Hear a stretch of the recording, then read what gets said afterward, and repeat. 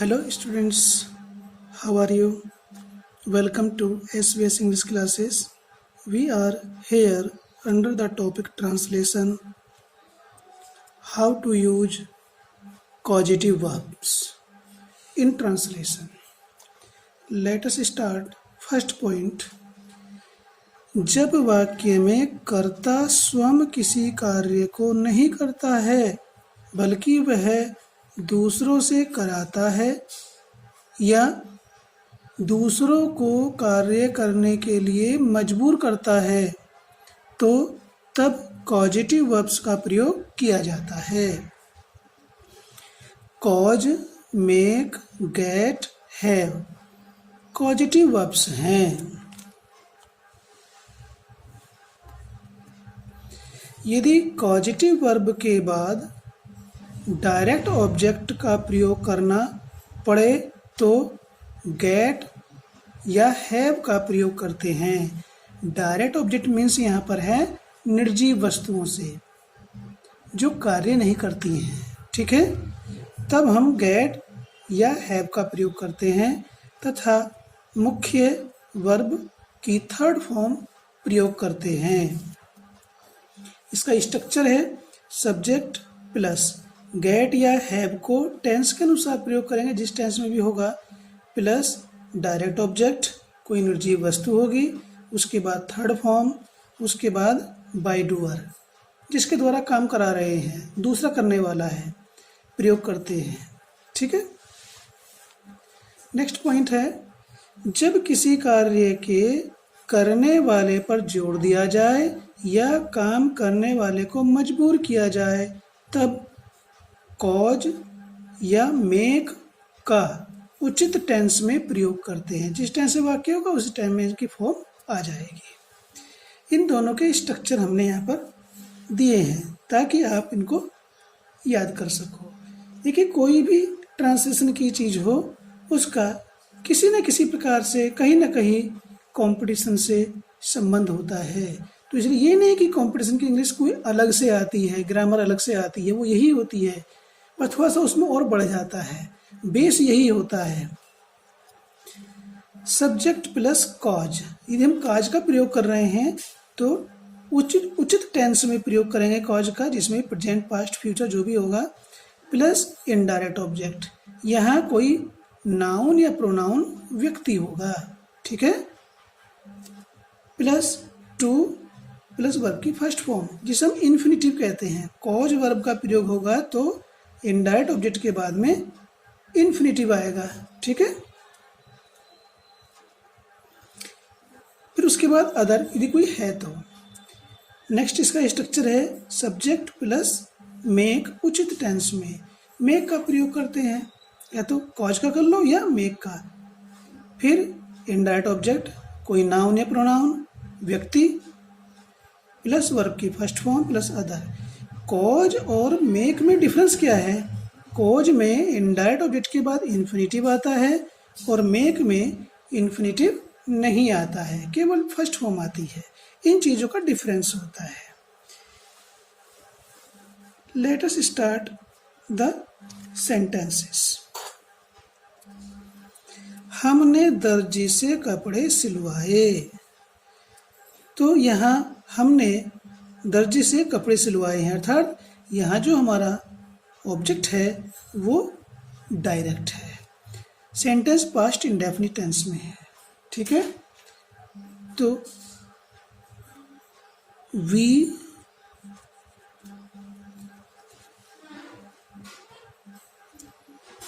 गोट, second form get की tense के अनुसार, वी गॉट हमने, द क्लोथ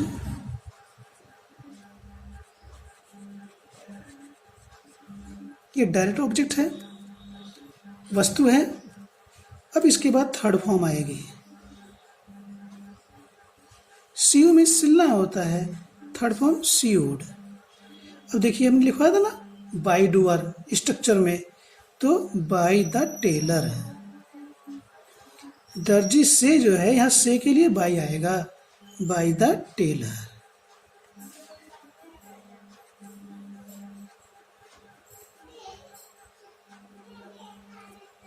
ठीक है, ये भी हो सकता है we had the clothes sewed by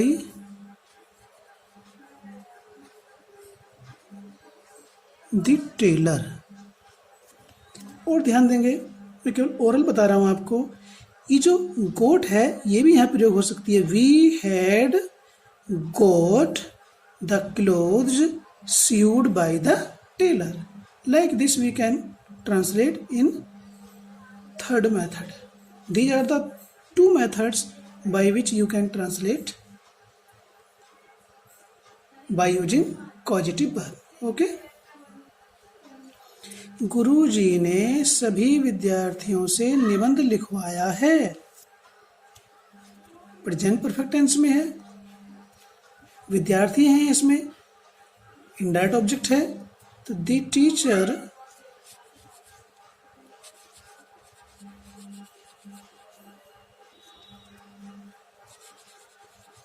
has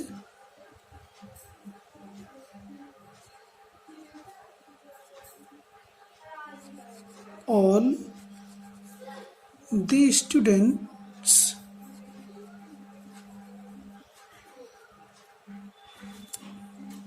third form sorry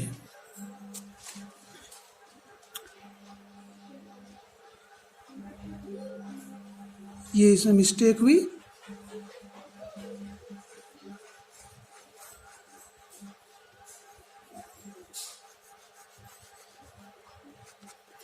the teacher has the essay, ठीक है, written by all the students।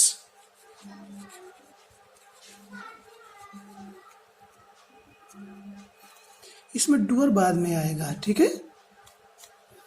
Next है अपने जूतों पर पॉलिश करवा लो, ये इंपेरेटिव है, तो क्या होगा,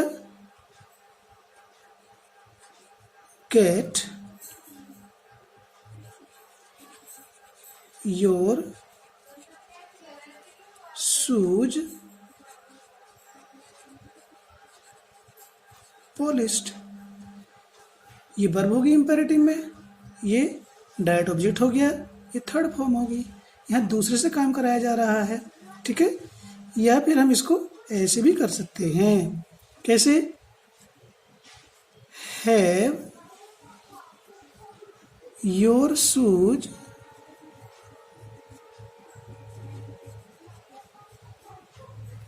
पॉलिश्ड। यानी कैट और हैव में से किसी भी एक को प्रयोग कर सकते हैं, दोनों में से कोई सा भी एक प्रयोग किया जा सकता है। रेडियो रिपेयर्ड,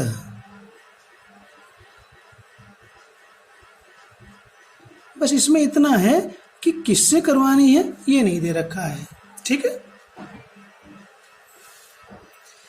कृपया अपनी कॉपी पर हस्ताक्षर करवा लो, इंपेरेटिव है, क्या आएगा, please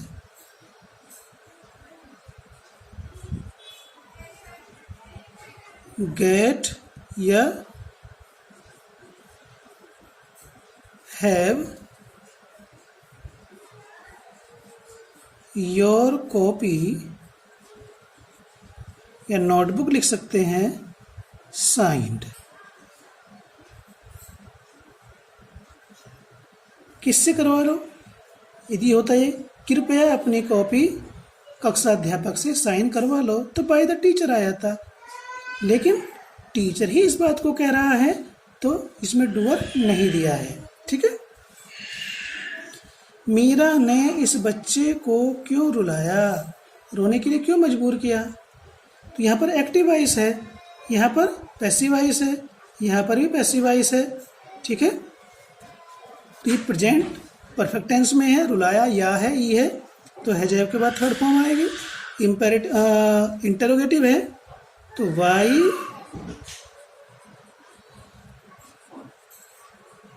has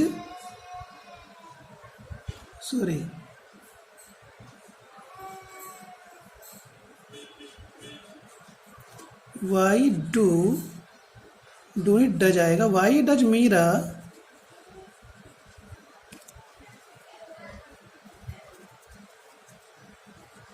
make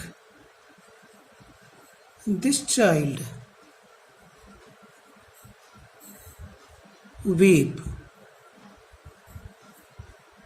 question mark.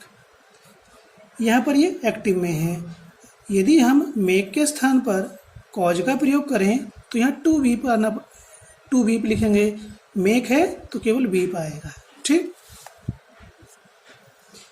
मैं आपके पत्र नौकर से डलवा दूंगा, फ्यूचर इंडेफिनिट टेंस में है, पैसिव वॉइस में है। आई shall get your letters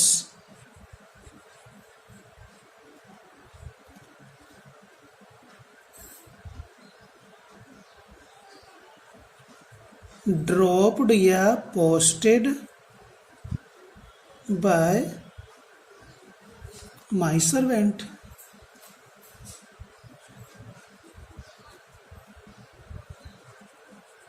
servant नौकर से या नौकर के द्वारा, यहाँ से का मीनिंग द्वारा से है। ठीक है, तो यहाँ पैसिव वॉइस में है। नंबर 11, इस प्रार्थना पत्र पर प्रधानाचार्य जी के हस्ताक्षर करवा लो, या इस प्रार्थना पत्र पर प्रधानाचार्य जी से हस्ताक्षर करवा लो या करवाओ। इम्पेरेटिव है तो क्या आएगा, have this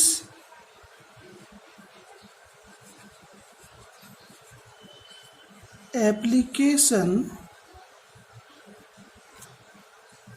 signed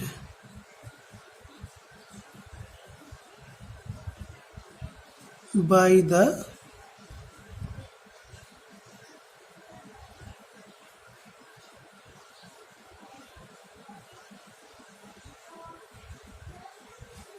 principal. Passive voice में है, हैव या get form, direct object, main verb की थर्ड फॉर्म, बाय डूअर। यदि प्रधानाचार्य जी से ना होता तो केवल इतना होता, हैव दिस एप्लीकेशन साइंड। तो जितने शब्द हैं उतना ही हमें अनुवाद करना है।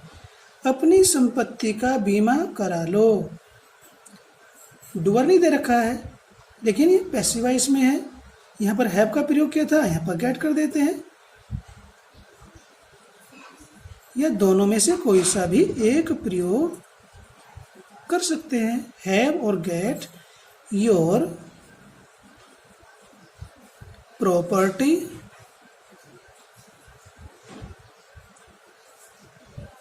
बीमा कराने के लिए आती insured. Get your property insured. ठीक है, कुछ मनुष्य बच्चों को खूब हंसाते हैं, हंसने के लिए मजबूर करते हैं। ठीक है, तो यहाँ एक्टिव है, सम persons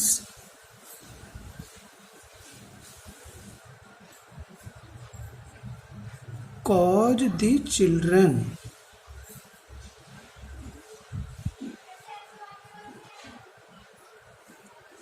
कॉज आ रहा है तो आएगा यहाँ पर इन्फिनेटिव, टू लाफ, खूब a lot. Some persons cause present indefinite tense में है, प्लूरल नंबर है तो फर्स्ट फॉर्म ही आएगी cause. The children to laugh a lot. यदि यहाँ पर मेक का प्रयोग करते हैं तो फिर हमें ये टू हटाना पड़ेगा. ठीक है, I think you are following me. वह आज अपने कपड़े धुलवाना चाहती है. इसमें चाहना आ गया, पैसिव में है. सी वह चाहती है. सी वांट्स टू गेट या to have her clothes washed today. Okay.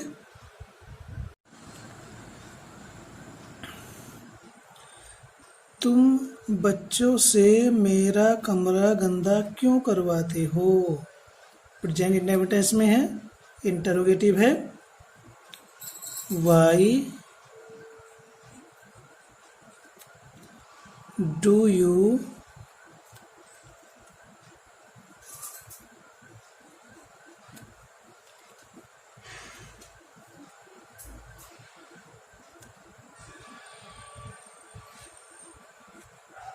make the children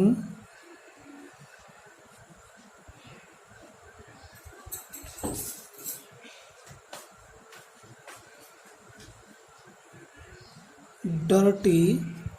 dirty adjective भी है और वर्ब भी है. Dirty my room.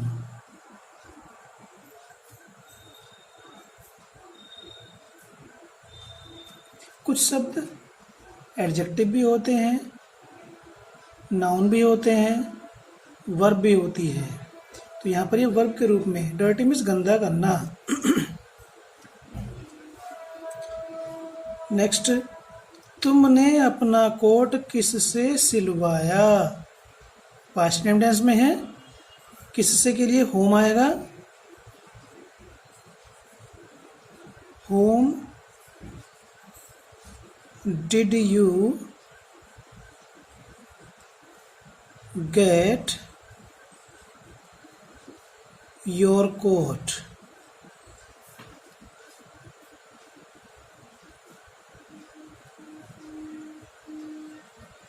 Sewed. अब डूअर इसमें जो है वो whom है. ठीक है, तो जगह यहाँ पर हम बाई लिखेंगे. ठीक है. इस औरत ने अपने पुत्रों को मुझसे पढ़वाया. पास्ट टेंस में है, इस औरत ने. ठीक है, पढ़वाया अपने पुत्रों को मुझसे. तो this lady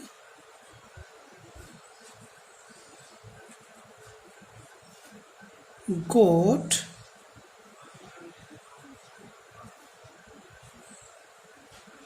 her sons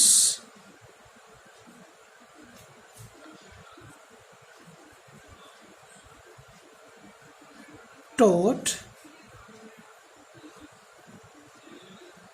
by me. ठीक है. डॉक्टर उसे प्रतिदिन कड़वी दवा खिलाता है. प्रेजेंट इंडेफिनिट टेंस में है, द डॉक्टर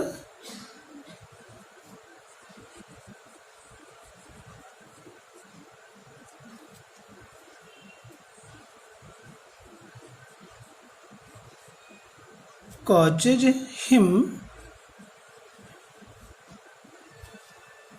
कॉज आएगा तो टू टेक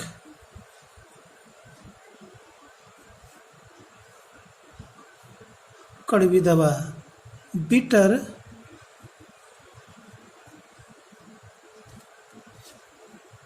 pills.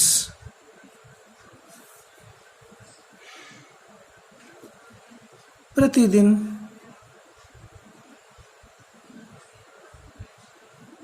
डेली।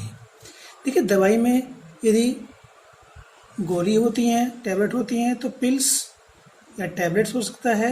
दवाई एक लिक्विड भी होती है, तो उसे पोषण कहते हैं, POTION, पोषण।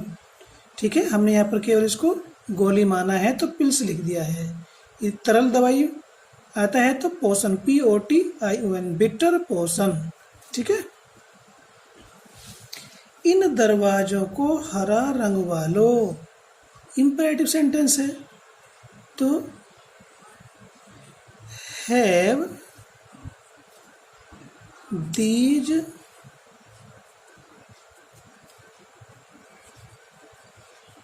Doors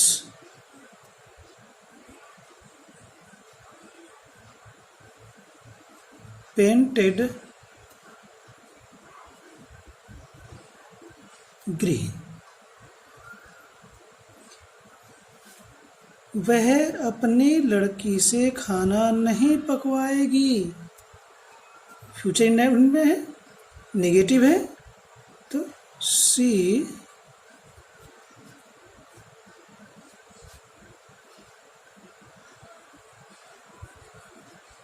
will not make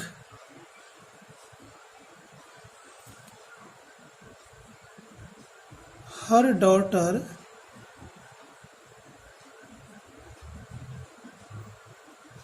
make का प्रयोग किया है, यहाँ पर कॉज का प्रयोग किया था, तो इनडायरेक्ट ऑब्जेक्ट के बाद में इन्फिनेटिव, यहाँ मेक है तो यहाँ केवल फर्स्ट फॉर्म आएगी, कुक।